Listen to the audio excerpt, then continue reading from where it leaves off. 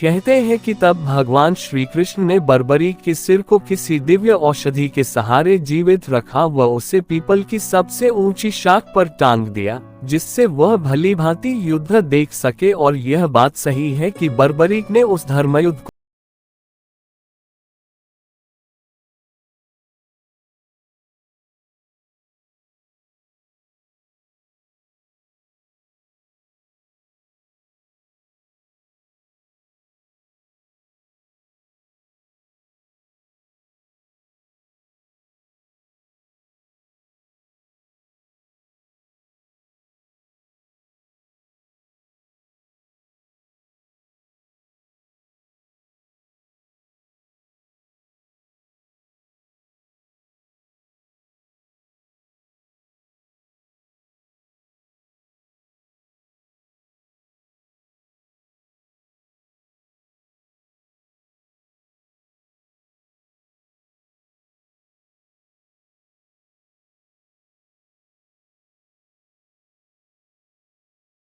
की प्रशंसा सुनना चाहते थे। अर्जुन उनके मुख से ये सुनना चाहते थे कि मेरे समान धनुर्विद्या का ज्ञाता इस संसार में दूसरा कोई नहीं है। वह अपनी प्रशंसा स्वयं करने लगे। बर्बरीक, क्या तुमने इस महायुद्ध को भली भांति देखा है? बर्बरीक ने स्वीकारात्मक मुद्रा में सिर हिला दिया। अर्जुन गर्व से भरकर बोला, तब तो तुम इस बात को भी मानोगे कि यह युद्ध मैंने अपने बाहुबल से जीता है। 18 दिन निरंतर गांडीव की टकार से 10 दिशाएं गूंजती रहीं। भीष्म पितामह को मारना कोई हंसी खेल नहीं था।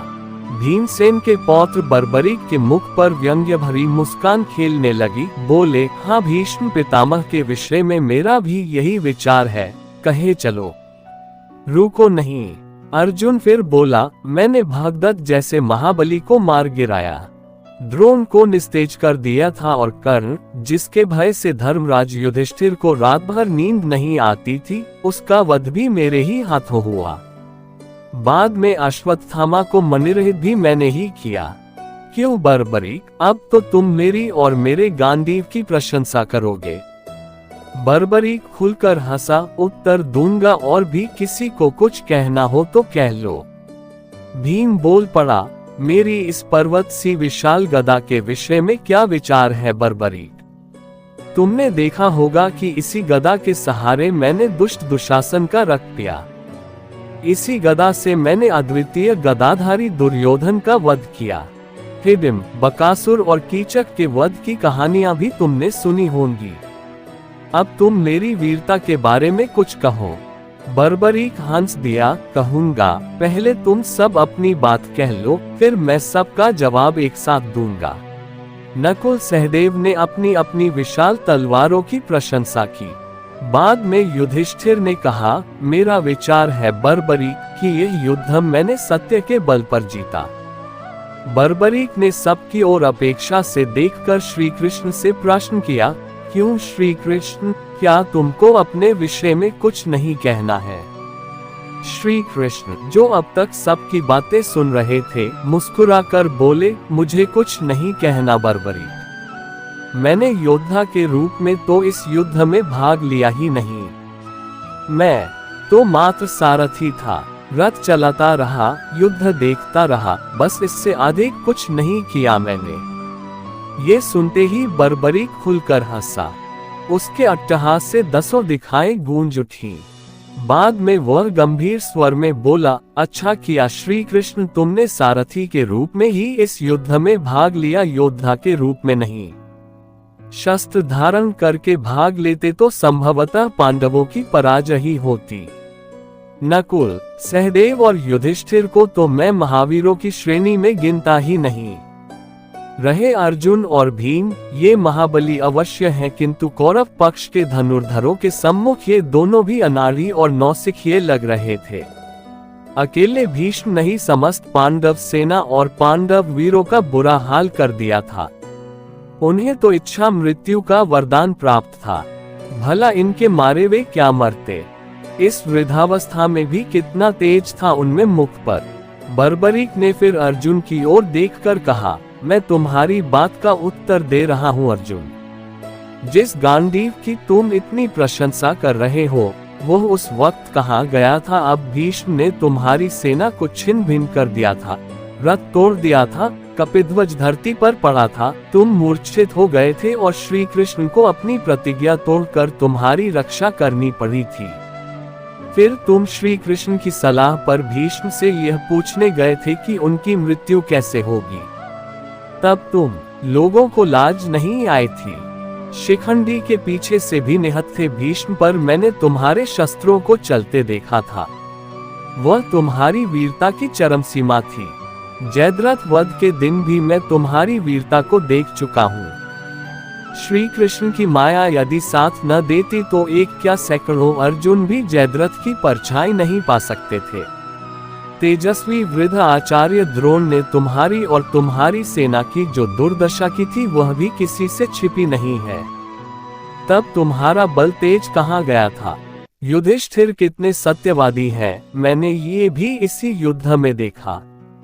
श्री कृष्ण की सलाह पर अपने गुरु के सम्मुख जाकर उन्होंने झूठ बोला। जीवित अश्वत्थामा को मृत बताया, क्योंकि पुत्र शोक ही उनकी मृत्यु का कारण हो सकता था। ये सुनते ही युधिष्ठिर बोल उठे, भूलते हो बर्बरीक। मैंने कहा था अश्वत्थामा मर गया है, किंतु न नहीं हाथी।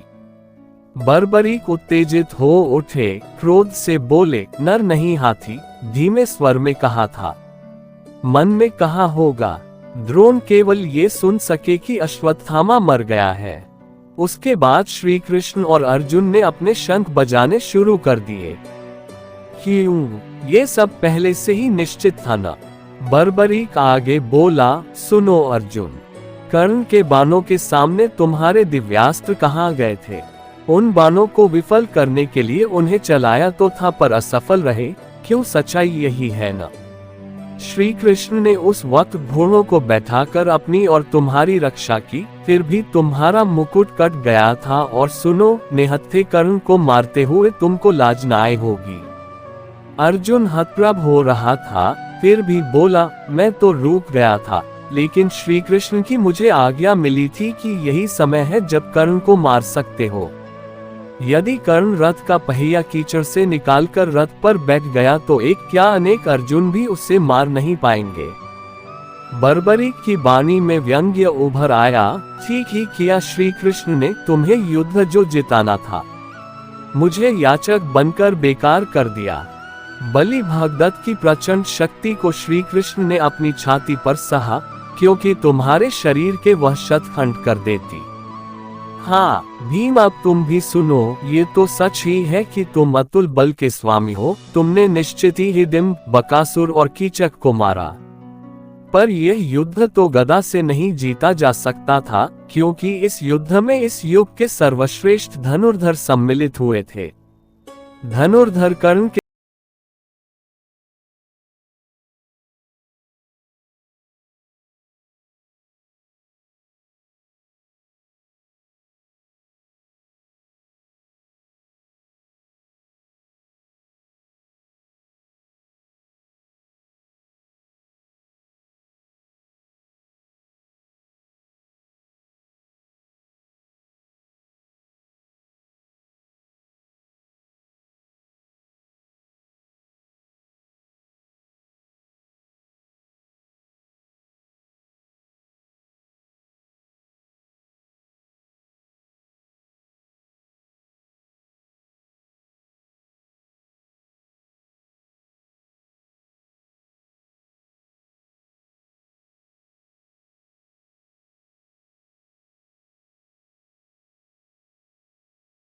सामने तुम्हारी वीरता कहाँ गई थी?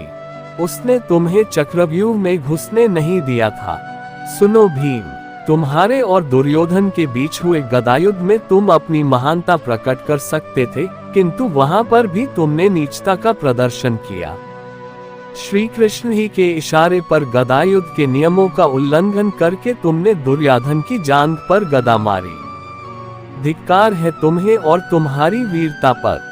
बलराम तो तुम्हें तुम्हारी दुष्टता का दंड देने उठे थे, पर श्री कृष्ण ने तुम्हें बचा लिया था, क्योंकि यह सब उन्हीं के इशारे पर हुआ था। धन्य था दुर्योधन। वीरता की लाज रखनी उससे आती थी।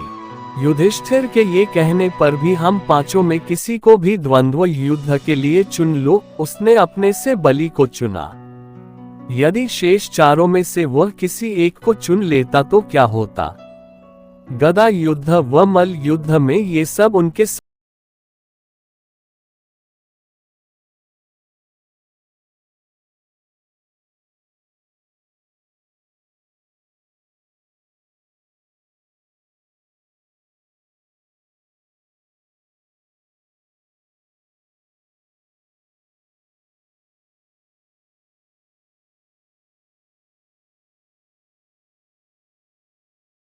सारे इस युद्ध को जीता। मुझे तो इस युद्ध में चारों ओर श्री कृष्ण ही श्री कृष्ण नजर आते थे। श्री कृष्ण नीति की जय हो, ये कहकर बर्बरीक मौन हो गया। इतना सुनकर श्री कृष्ण ने महाबली को खुश होकर यह वरदान दिया कि महाबली बर्बरीक, कलयुग में तुम मेरे नाम से पूजे जाओगे और जो तुम्हें सच्चे मन से ध्याएंगे वह मनवांछित फल पाएंगे।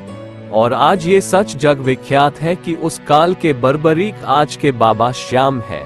आज सारा संसार उन्हें शीश के दानी के रूप में जानता है और जो भी सच्चे मन से इनकी शरण में खाटू श्याम जी जाता है, उसके समस्त कारज प्रभु श्री श्याम पूर्ण करते हैं और उसके जीवन को सुख, संपदा व खुशियों से भर देते हैं।